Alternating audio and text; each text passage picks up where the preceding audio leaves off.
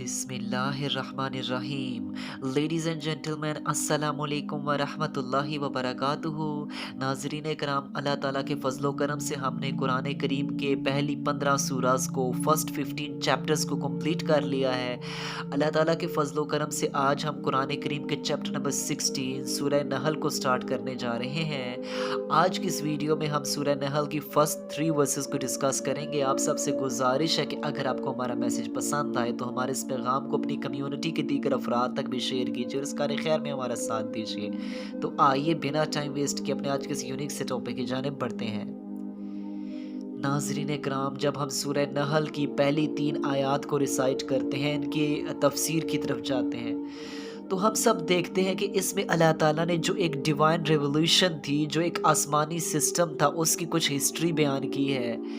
As we know that कि जब इंसानियत तारीकियों में भटक रही थी, इंसानियत अंधेरों में भटक रही थी, हर तरफ कत्लो गारत होता था, लोग अपनी बच्चियों को ज़िंदा दरगोर कर दिया करते थे और शिर्क अपने अरूज पर था। और एज़ वी नो दैट कि जब हम प्री इस्लामिक सोसाइटीज़ भी देखते हैं, एक तरफ तो अरेबिया में इग्नोरेंट जहालत चल रही थी, लेकिन दूसरी जानिब 2 शरियाज़ भी मौजूद थी ऑलरेडी।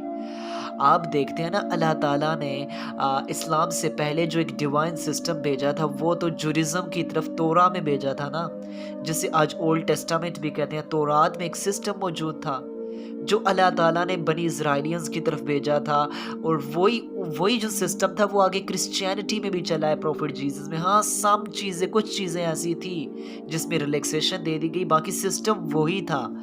वही डिवाइन रेवोल्यूशन, वही डिवाइन सिस्टम था जो जुडिज़्म से चला आ रहा था। अब हुआ कुछ इस तरह कि जब उन्होंने उस सिस्टम में जो आसमानी कवानीन, जो आसमानी लॉ उन्हें दिया गया, अल्लाह ताला का कानून दिया गया, उन्हें कहा गया कि इस सिस्टम को अपने माशरे में, अपनी सोसाइटी में नाफिज करना है, इसको इम्प्लीमेंट करना है, अल्लाह ताला के बताए हुए कवानीन के मुताबिक फ़ैसले करने हैं। अव्वल तो उन्होंने उस चीज़ को फ़ॉलो किया, उस चीज़ को एक्सेप्ट किया। प्रॉफिट मोसेस पर भी ईमान रखते थे, प्रॉफिट जीसस पर थी, तो अक्सरियत उन पे ईमान रखती थी और अक्सरियत ने उस सिस्टम को शुरू में फ़ॉलो किया। लेकिन बाद में इनमें ख़राबियाँ आने लगी, जैसे जैसे ये फ़िरका वारियत में बटे डिनोमिनेशंस बनती गईं, और बिल-आखिर जो उनका सिस्टम था, जो एक आसमानी निज़ाम था, उसकी जगह मैन मेड लॉ ने जगह ले ली, और जो आसमानी निज़ाम था उसे हटा दिया गया। अब जो दीन होता था वो सिर्फ चर्चेस एंड सिनेगॉग्स के अंदर कैद होकर रह जाता था। वहाँ पर वो आते, अल्लाह की इबादत करते, और बाहर जाके वो बातिलाना निज़ाम को सजदे करते।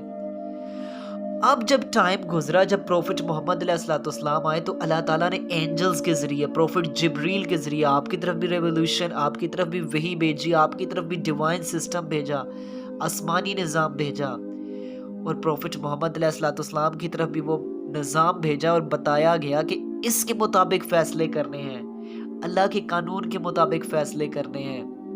और साथ में ये भी बता दिया, जो अल्लाह के कानून के मुताबिक फ़ैसले नहीं करते वही तो काफिर हैं। ये सिस्टम दिया कि इसको अपनी सोसाइटी में इम्प्लीमेंट करना है, अल्लाह ताला तुम्हें दुनिया की लीडरशिप अता करेगा। लेकिन आप देखते हैं प्रॉफिट मोहम्मद अलैहिस्सलाम के दौर मुबारक में तो वो सिस्टम था बड़े बेहतरीन तरीके से। उसके बाद खुलफाए राशिदीन के दौर में भी वो सिस्टम बड़े अच्छे तरीके से चल रहा था, आसमानी निज़ाम इम्प्लीमेंट किया हुआ था।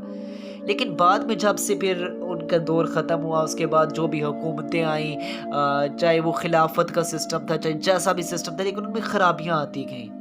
और अब करते करते करते करते 2023 में आप देखें 57 इस्लामिक स्टेट्स हैं, किधर वो सिस्टम पड़ा है, किधर वो सिस्टम नाफिज है, किस मुल्क में वो सिस्टम नाफिज है। हम कहते हैं हम तो बड़े मुसलमान हैं, लेकिन अल्लाह ताला तो फरमा रहे हैं कि जो हमारी उतारी हुई शरीयत के मुताबिक फ़ैसले नहीं करते वही तो काफिर हैं।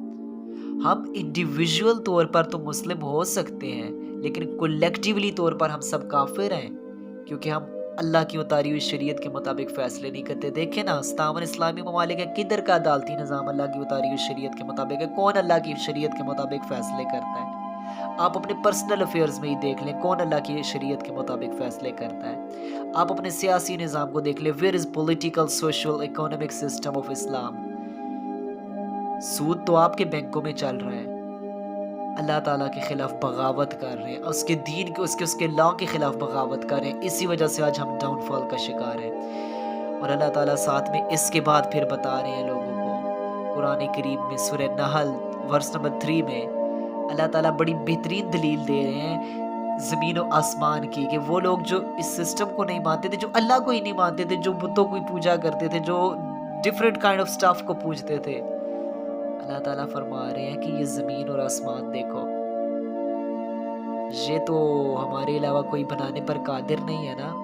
آپ دیکھیں دنیا کی جتنی بھی فورسز ہیں انہیں اکٹھا کر لیں، یا جن جن کو آپ پوجتے ہیں، جن جن کی آپ عبادت کرتے ہیں، سب کو اکٹھا کریں، کوئی بھی شخص زمین آرٹیفیشل نہیں بنا سکتا، چاہے جو بھی چیز آرٹیفیشل بنے، لیکن زمین اور آسمان نہیں بنایا جا سکتا۔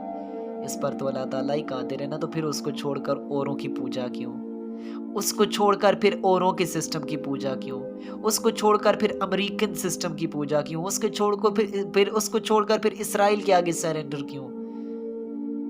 نظام تو اسی کا ہے نا، بندے بھی ہم اسی کے ہیں، پھر امریکہ سے ڈرنا کیسا، پھر اسرائیل سے ڈرنا کیسا؟ اللہ کے دین کی خاطر نکلیں اور اللہ کے دین کو نافذ کریں اس زمین پر۔